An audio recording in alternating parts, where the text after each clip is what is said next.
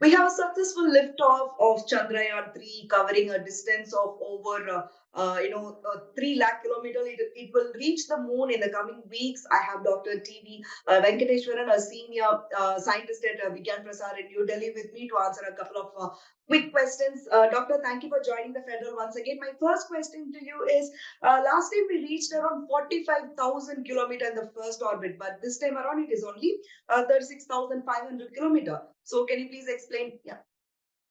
Yeah. See, last time we had, in addition to the lander and rover and the propulsion module, we also had the orbiter. The orbiter had to go around the moon. Okay.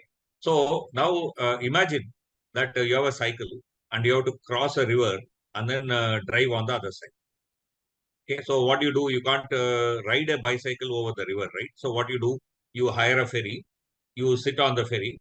The ferry will take you to the other side of the river, and then you take your cycle and go on, right?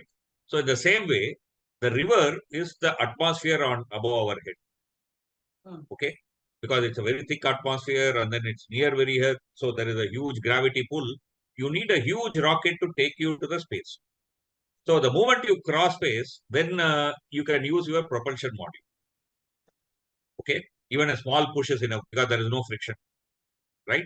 So we use a heavier rocket on the ground and then a smaller propulsion module in the space. This time also we are doing the same thing.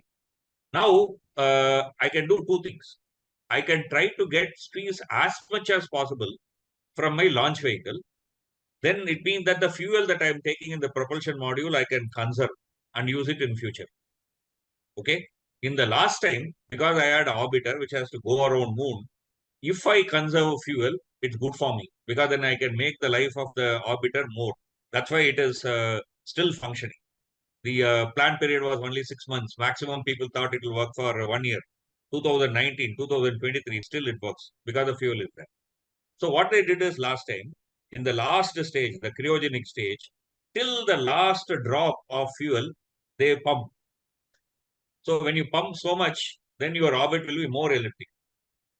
But this time, ISRO wants to play safe. Okay, and then there is no orbiter. So there is no point in saving fuel because the propulsion module has to only take you up to moon. After that, propulsion module has no big deal, right? So this time they want to play safer. That's why they did not go for this last drop usage. So that's why they planned a very safe orbit called 35,600 orbit. See, when it is in 35,600 orbit, then you will be able to track and trace it very easily because it's a definite orbit.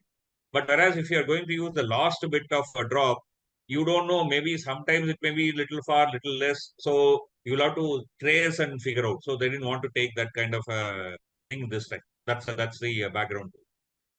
So after the successful liftoff, what are the next stages and milestones in this mission? Also, could you provide an overview of the mission's timeline and key objectives moving forward for the next few weeks? So now, if one has to say in a very broad sense, there are totally 10 steps. We have just completed the first step and we have entered into the second step. So the second step will last some more hours. By the time they will stabilize the orbit, they will fix the orbit, they may trim the orbit, those kinds of stuff. So stabilization, maximum a day. Okay. And from tomorrow, the third stage will start. So in the third stage, what you do is that you rise the orbit every time the spacecraft come near the Earth. The spacecraft is going in an elliptical orbit, right? In an elliptical orbit. So at some time it will be very near to the Earth, at some time it will be very far to the Earth. So when it is very near to the Earth, you give a kick. So then the orbit will become bigger. Okay. So every time you do it, so this will happen for roughly about 5 times. And the sixth one is most likely to take place on July 31st. So the sixth one, when the kick takes place, the orbit will become so bigger that it will be like reach moon.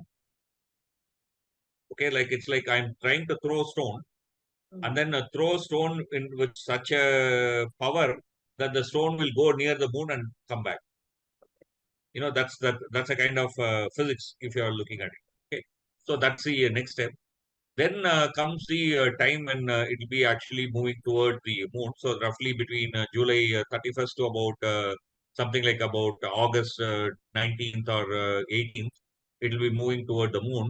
After that, it will go into the moon's orbit, and then they will stabilize it around the moon's orbit. And currently, the plan is that on August 23rd, evening 5:47 Indian time, the landing attempt will be made. Given the expanded landing area and increased fuel capacity, like we were just talking about, what flexibility does Chandrayaan-3 have in terms of selecting a landing site, and how will the mission actually ensure the safety and success of the landing process in various conditions? Yeah. See, last time they had a very limited landing region, restricted landing region. So the maps of that region was fed into the craft.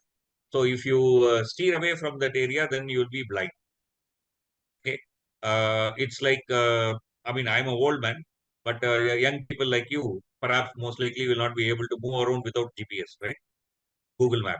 That's what we are. Okay. When I went to US, nobody steps out without switching on their GPS. GPS and Google Map. Even if they want to go to their friend's house, they say that no, last time that route is better, but this time some other route will be better. I mean, it's a very different world, right? Yeah. That's a kind of difficulty the lander will face if you are a very tight spot and then you have to move away from it. Now that you have a very slightly larger landing area, right from about 30 kilometers, the craft can look at that landing area and choose the best or a few best, and then focus on it, and then try to move towards it, so that I mean you land in a place where the surface is even. I mean, you don't have a crater or you don't have a boulder which will, make your lander imbalance. Okay, so you can choose a place which has no hazard and no difficulty in placing the lander properly. This is what we are expecting to achieve by this, and the systems are also built accordingly. So now even the location identification will start from much higher altitude than last time. And my last question for this session is, does this launch have anything to do with Gaganyaan? Yeah. So that's a lot of people say. I mean, the Chandrayaan-3 does not have anything to do with Gaganyaan. Okay. Okay. The Chandrayaan-3, that spacecraft has nothing to do with.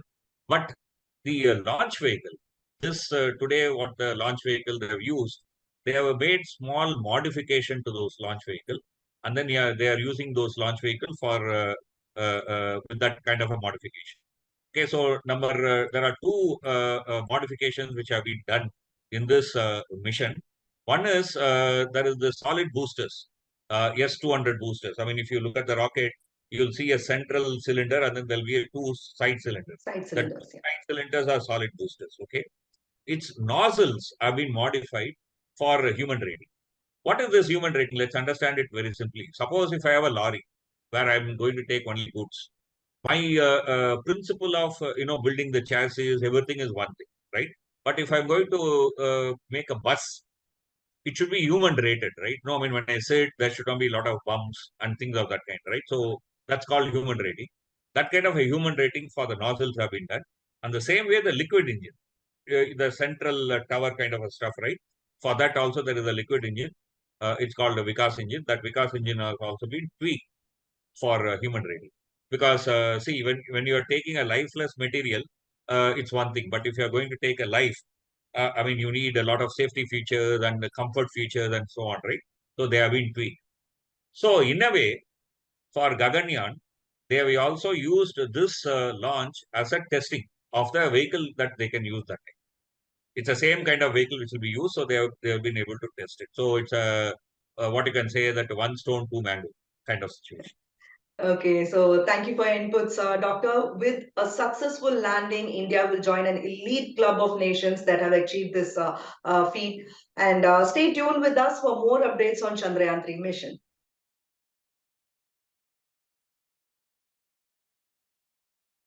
Subscribe to the Federal's YouTube page for more news and updates.